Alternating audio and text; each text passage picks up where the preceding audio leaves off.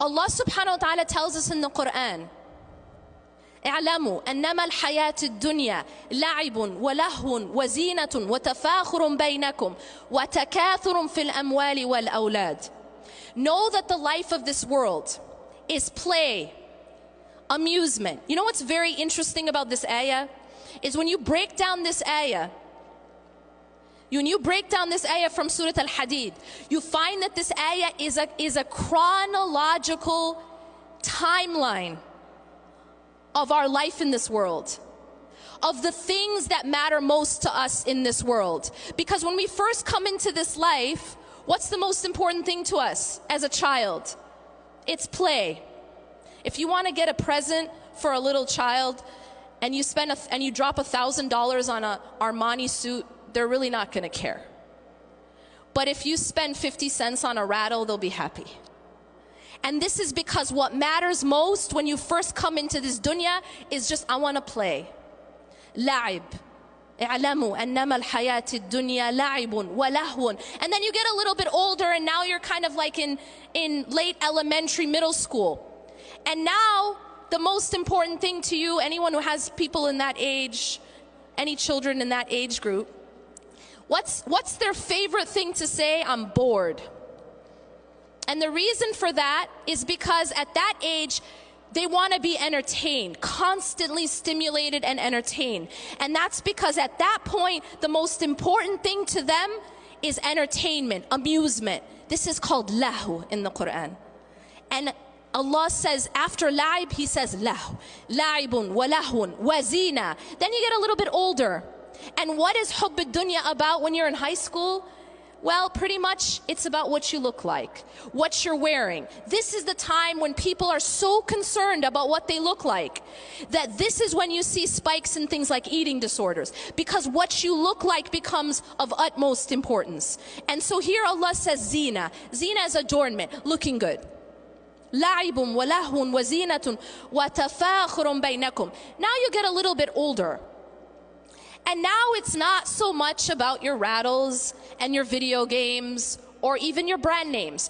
Now it's about proving yourself.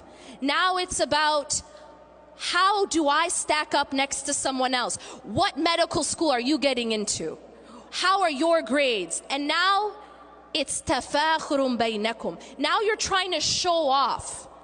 You're trying to compete. Then you get established. You get a big house, nice car, and children. And now what is it?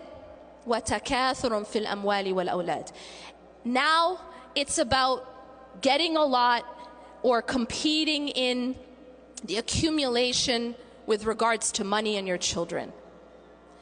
But what's so interesting here is that Allah says all of this, He gives us an analogy. See, all of these are halal things.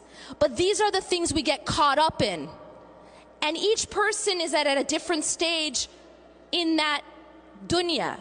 But all of it, كَمَثَلِ غَيْثٍ أَعْجَبَ الْكُفَّارَ نَبَاتُهُ ثُمَّ يَهِيجُ فَتَرَاهُ مُصْفَرًّا. All of this stuff that we get so caught up in, it's like a heavy rain that makes the farmer super excited for a while. Because what happens, it brings vegetation. But then what happens to that vegetation? These things that we chase, what happens to it? It starts to crumble, becomes dry and yellow, and then it just becomes nothing. Allah subhanahu wa ta'ala is teaching us that the life of this world isn't meant to be chased. It isn't meant to be loved in that way.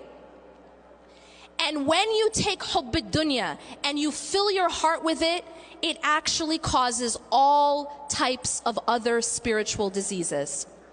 The second disease, which also actually comes out of hubb ad-dunya, is the disease of envy. The disease of envy is destroying our body as an ummah. And now we have social media, right? So that we can really express this disease. And the reason why we have the disease of envy is because we have lost focus of what matters most. And so our competitions and our comparisons are all about dunya. What does that person look like? What is that person wearing? What kind of car do they have? What kind of house do they have? And so our comparisons are all dunya, dunya, dunya. We've lost sight of what actually matters. And what is the cure for these diseases? Well, the first disease of hubb ad-dunya. The disease of hubb ad-dunya is to refocus on the final home. I mentioned this earlier. Every single one of us are moving. And anyone who's ever moved before knows that in order to move, you have to furnish the home you're moving to. You have to prepare it. Every single person is moving into their grave. And that's without a shadow of a doubt. But the question is, have you furnished that home? Some of us are going to get to that home and it's going to have no furniture. Some of us are going to get to that home and in fact it's going to have been burnt down. And so the question becomes not whether or not we're moving, it's how does our home look once we get there? And so the cure to hubb ad-dunya is what Allah subhanahu wa ta'ala says, Ya ayyuha alladhina amanu taqullaha wal tandur nafsum ma qaddamat lighad wattaqullah. O you who have believed, have taqwa of Allah, be conscious of Allah, and let everyone know, let everyone be aware of what they're putting forth for tomorrow. Plan for that home because you're going there. The question